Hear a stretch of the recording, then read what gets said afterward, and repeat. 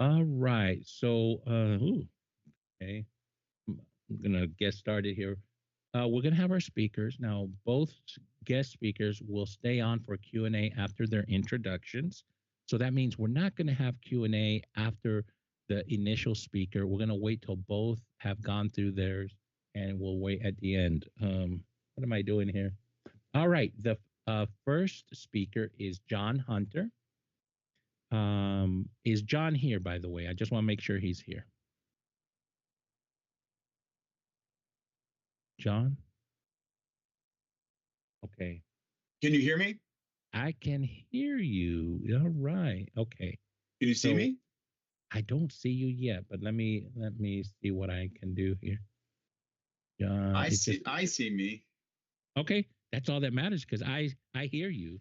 Oh, I see you now. Okay. So I'm going to spotlight you in a moment here. So John is a coach, advisor, ex public company chief revenue officer, a global business leader with expertise in building and growing world class organizations, specializes in optimizing people, processes, and systems to foster and maintain high performance cultures. He's an industry visionary and deep knowledge of enterprise level technology, having long-standing customer relationships and proven track record of delighting customers. John, I'm going to let you introduce yourself, fill in the gaps, but we always ask one question to our speakers that will benefit the audiences, and it's the question is, can you share one piece of insider knowledge that many job seekers might not be aware of, but would find incredibly helpful in their job search? John, the floor is yours. Take it away, my friend. Okay, thank you for having me. So I'll do that. I also sent to Danny a small PowerPoint just with other thoughts on the job search stuff. I call it the Hunter X job search program, and it's free. You guys can have it if you find value in it. So I would say the one thing I thought about this a lot for you guys, I figured you've seen everything. So the one thing I've seen help that a lot of people don't know about is using the book, The War of Art, which is a book written for writers. And I Is found it the war of art or the art of war? the War of Art. Oh, I thought it was the other way around. That must be another book. It is. It's a book from Stephen Pressfield, and it was designed for writers and writer's block. But I have found it extremely effective if you follow it for your job search. And it touches on this concept of being a professional. It touches on something called resistance. That's stuff that's out there to keep you from achieving your great job. And and it talks about inspiration for writers and for job searchers. Starts at 8 a.m. when we're in our suit and tie, or we're dressed, we're showered, we're exercised, and we're just ready to go. As opposed to some writers, waiting for inspiration to come to us. And I've found it just a really nice small tool to add to people in job search mode. As far as myself, you described me pretty well. I'm a global operator.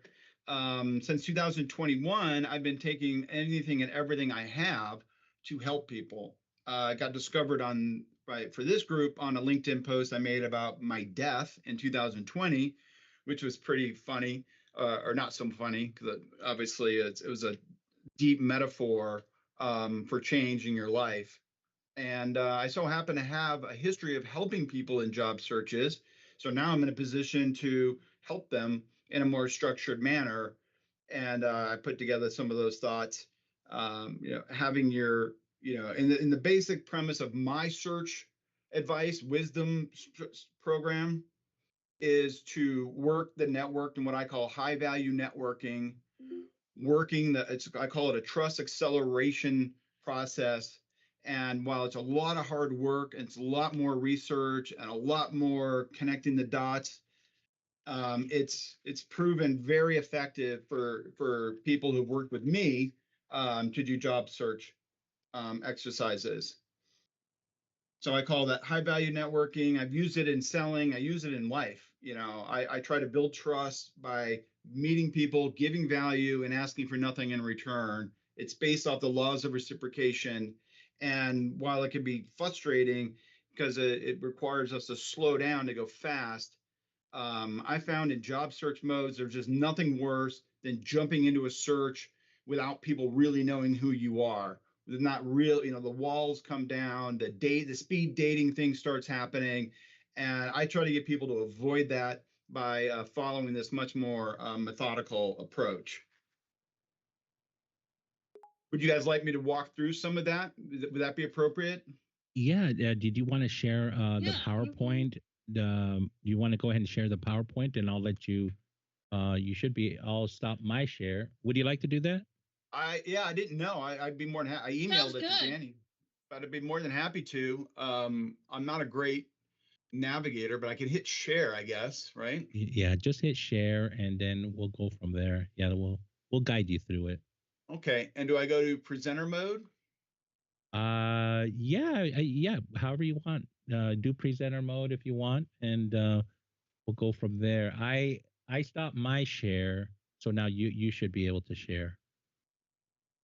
And then we got Rahul here. He's an expert in Teams, just in case.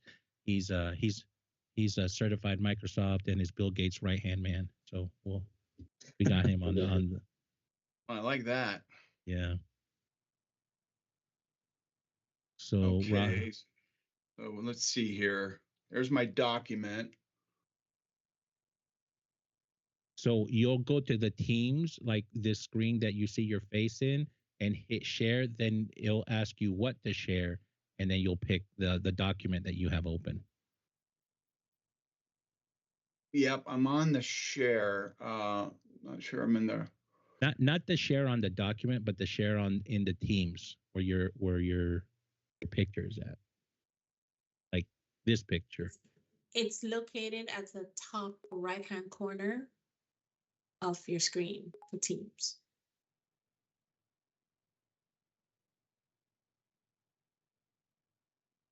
Yeah, I hit share and it says share content, presenter mode, add background window or the screen. So I go to window. Oh, here it goes. Here we go. Can you guys see that? Yes, we can see it. Yeah. Look at that. Yeah, sounds good. All right. All right. Okay. As I said earlier, I try to give a little image that kind of depicts the summary, but core philosophy, high value networking is a big part of this. When I teach high value networking in a variety of communities, sales is a big one. Because in the business I come from, software, there's been so much trust damage that salespeople just showing up without, building trust really explicitly are having zero success. Same thing happens in job searches. So I've just built this around. So we try to work through warm introductions. We try to act on the laws of reciprocity by giving wisdom and knowledge and insights to people before we start asking for something. And we need to do this through a very methodical development of our network. I've often tell people, if you're coming out of a big job and it's traumatic, do not start until you've healed and really decompressed. Maybe you guys, I'm sure, know all of this, but I'll just repeat it. I've seen people just absolutely light themselves on fire by talking too fast, being defensive, or being too complicated of what just happened. And I try to get people to take time. A lot of people won't take time, even if they have the money and resources. So I get it. It's emotional. But my advice is to try to get your mindset and your heart in the right place. Then you see my CIA mapping. That's my fun way of just trying to get people to really find out what's the ideal companies for you. And we're starting to build spreadsheets, targeted companies that you admire, companies that are in the domain you were in before, companies that you've always thought about working at. And then we're doing research on those companies and we're stack ranking them by the priority of our value to them and their value to us. Plus, we're going to build another column for investors, private equity, venture capital, or partner communities that know those companies. And we're going to have a recruiter column because we're going to manage recruiters. We're not going to let them manage us. And I always tell people they're not your therapist, they're not your career coach, they're salespeople. And we need to make sure that we have them all managed, but we don't have our search driven by recruiters. This ends up with a map where we're mapping out our strategy. And it's a trust level mapping. So green are people that speak on your behalf, that you've worked with before, that get who you are, who have explicit knowledge of what you're like doing your job. And these are people that are ultimately credible for you, maybe to go work with them, but maybe for them to endorse you into a sister company or a company that's adjacent. And then yellow is some subset of that. And red is people, they're really not red. They're just people we don't know at all.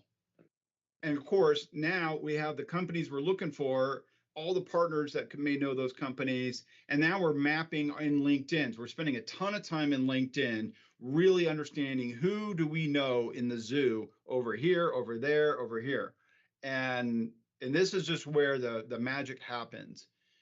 Then you're going to get these aha moments of, oh my gosh, I know Jon Hunter. Jon Hunter knows Bob Miller, and then we're going to go through the 3 questions. This is another area that seems pretty simple, but I see people skipping over it. Really methodically, calmly writing down what happened, what you really want to do, and how can I help you? We need to make this Sesame Street simple. As an example, when I left CA Technologies, I was there 18 years. I tell people 18 years, general manager in North America, went as far as I could, time for a new challenge. It took me about a month and a half to get there because I was filling the airwaves with all kinds of details and data and numbers. And I sounded defensive, insecure, and incoherent. And it needs to flow out of your tongue like it's normal. So someone listening to you goes, oh, that kind of makes sense. What do you want to do? Well, I want to do large scale transformation, bring order to chaos, big $1 billion plus transformation jobs, or a good asset to the next level, 250 to $1 billion. We don't want people dragging us all over the place. And I know you guys are all in probably different search modes for different jobs, but I think being precise as we can and having the talk track down keeps us from becoming a jack of all trades. Lastly, you see, how can I help? That sounds simple, guys, but I have seen it a million times. People do not know how to help us.